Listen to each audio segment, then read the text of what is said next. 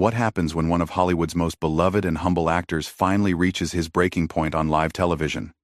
What you're about to witness is the moment Keanu Reeves, known for his calm demeanor and philosophical outlook, completely lost it during what was supposed to be a routine morning show appearance. This isn't your typical celebrity interview gone wrong.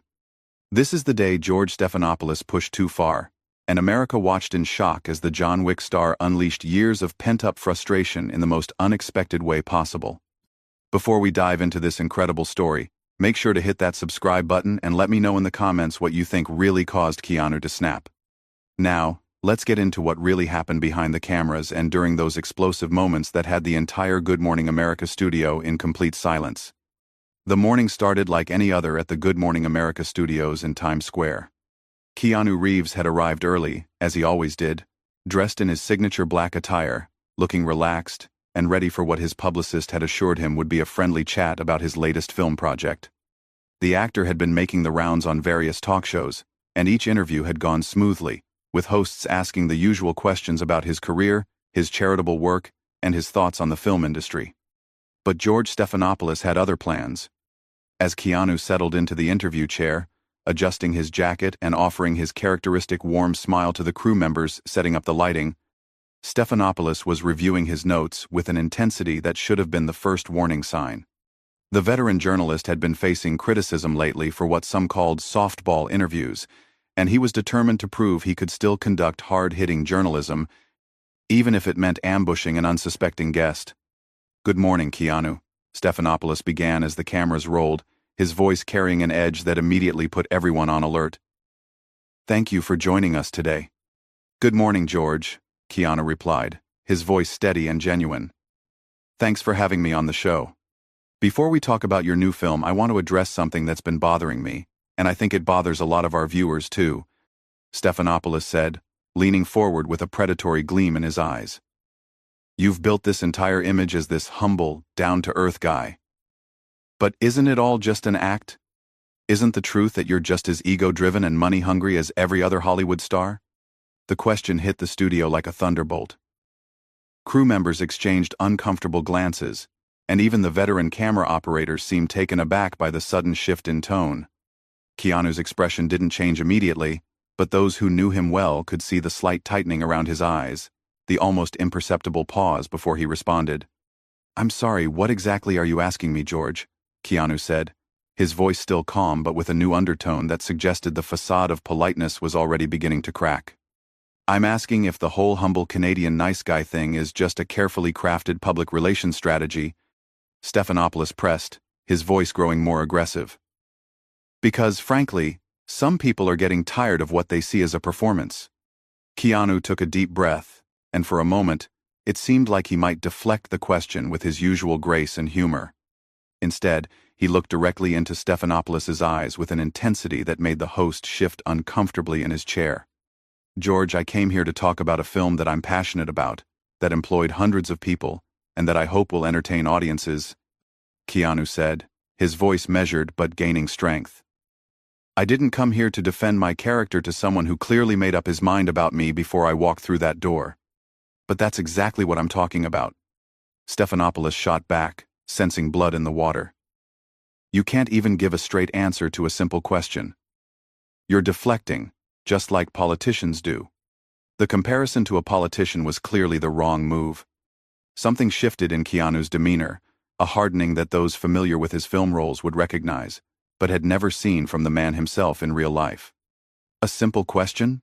Keanu repeated, his voice dropping to a dangerous quiet that made everyone in the studio lean in. "You want a straight answer? Here's your straight answer, George. I've spent 30 years in this industry trying to treat people with respect, trying to use whatever platform I have to make things better, not worse.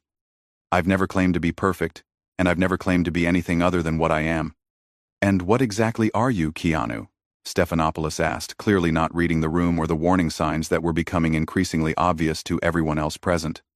Keanu was quiet for a long moment, staring at the host with an expression that was becoming less friendly and more calculating with each passing second. When he finally spoke, his words carried a weight that seemed to fill the entire studio. "I'm someone who's been doing this long enough to recognize a hack when I see one," Keanu said, his voice now carrying an edge sharp enough to cut glass. And right now, George, I'm looking at someone who thinks ambushing guests makes him a journalist, instead of just making him look desperate for ratings. The word hack hung in the air like a live grenade, and for a moment, the entire Good Morning America studio was so quiet, you could hear the hum of the overhead lights. Stephanopoulos' face flushed red, his professional composure cracking for the first time in years of live television. "Excuse me?" Stephanopoulos sputtered, clearly not expecting Keanu to fire back with such precision. "Did you just call me a hack on live television?" "I called it like I see it," Keanu replied, his voice now completely stripped of its usual warmth. "You invited me here under false pretenses. You ambushed me with questions designed to create conflict, rather than inform your audience. And now you're acting surprised that I'm not playing along with your little game. This is journalism, Keanu," Stephanopoulos said, trying to regain control of the situation. "Hard questions are part of the process. If you can't handle that, maybe you shouldn't be doing interviews." Keanu laughed, but there was no humor in it. It was the kind of laugh that made crew members take a step back and wonder if they should intervene. Though no one seemed quite sure how. "Hard questions?" Keanu repeated, shaking his head slowly. "George, let me explain something to you about hard questions. A hard question would be asking me about the challenges of portraying grief on screen after losing people I care about. A hard question would be asking about the responsibility that comes with action films in today's climate. What you're doing isn't journalism. It's tabloid theater. I'm trying to get to the truth about who you really are," Stephanopoulos insisted, but his voice was beginning to waver as he realized the interview was spinning completely out of his control. "The truth?" Keanu stood up from his chair, and for the first time since the interview began, Stephanopoulos looked genuinely concerned. "You want the truth? The truth is that you've spent the last 5 minutes attacking my character because you think it makes good television. The truth is that you're so desperate to prove you're still relevant that you're willing to ambush a guest who came here in good faith." "Sit down, Keanu," Stephanopoulos said, but it sounded more like a plea than a command. "No, I don't think I will," Keanu replied, his voice rising for the first time. "You know what the real truth is, George? The truth is that I've been doing this job for 3 decades, and I've met a lot of interviewers. Some are curious, some are insightful, some are funny, and some are just trying to do their job. But then there are people like you, who think that being confrontational makes them important. The camera operators were getting shots they never expected, and the director in the control room was frantically trying to decide whether to cut to commercial or let this unprecedented moment play out on live television. "You're out of line," Stephanopoulos said, but his authority was completely gone now, replaced by the look of a man who had clearly bitten off more than he could chew. "Am I?" Keanu asked, taking a step closer to the desk. "Because from where I'm standing, you're the one who decided to turn what should have been a conversation about art and storytelling into some kind of gotcha moment. You want to know who I really am? I'm someone who's tired of people like you who think that tearing others down makes them look bigger. I'm asking legitimate questions about your public persona." Stephanopoulos tried again, but his voice was barely above a whisper now. "My public persona?" Keanu's laugh was sharper now, more dangerous. "George, let me tell you about my public persona. My public persona is someone who tries to be kind to people, who gives up his seat on the subway, who takes pay cuts so that crew members can get better wages, who doesn't talk about the charities he supports because he doesn't need the publicity. That's not a persona, that's just who I choose to be. But surely you must see how some people might view that as calculated," Stephanopoulos said, making one last desperate attempt to justify his line of questioning. That was the moment Keanu Reeves finally erupted. "Calculated?" His voice exploded across the studio, with such force that several crew members actually jumped. "You think kindness is calculated? You think treating people with respect is some kind of marketing strategy? Let me tell you what's calculated, George. What's calculated is a so-called journalist who decides to attack someone's character on live television because he thinks it will get him talked about on social media." The fury in Keanu's voice was unlike anything anyone in that studio had ever witnessed. This wasn't the calm, philosophical actor they all knew. This was someone who had been pushed too far by a bully who had mistaken kindness for weakness. "What's calculated?" Keanu continued, his voice now filling every corner of the studio. "Is someone who sits behind that desk and thinks his job is to tear people down instead of building them up. What's calculated is pretending that ambush journalism is the same thing as holding people accountable. Stephanopoulos was completely silent now, his face pale and his hands visibly shaking. The seasoned journalist who had interviewed presidents and world leaders was being completely dismantled by an actor who had finally reached his breaking point. "You want to know what's not calculated?" Keanu asked, his voice dropping back down but losing none of its intensity. "What's not calculated is spending your own money to buy gifts for the entire stunt team on every movie you make. What's not calculated is quietly paying for a stranger's coffee every morning for 2 years because you noticed they were struggling. What's not calculated is visiting children's hospitals without cameras or publicists because you genuinely care about making kids smile." Stephanopoulos sat frozen in his chair, his mouth opening and closing like a fish out of water, completely unable to form a coherent response to the verbal dismantling he was receiving. The control room had gone silent, with producers unsure whether to cut the feed or let this historic moment continue to unfold before millions of viewers. Keanu wasn't finished. "You know what else isn't calculated, George?" he continued, his voice now steady but carrying the weight of years of frustration. "What isn't calculated is the fact that I take the subway to work because I don't want to contribute to traffic problems in the city.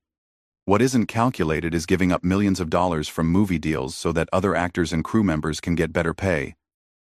But you wouldn't ask about any of that, would you? Because that doesn't fit your narrative."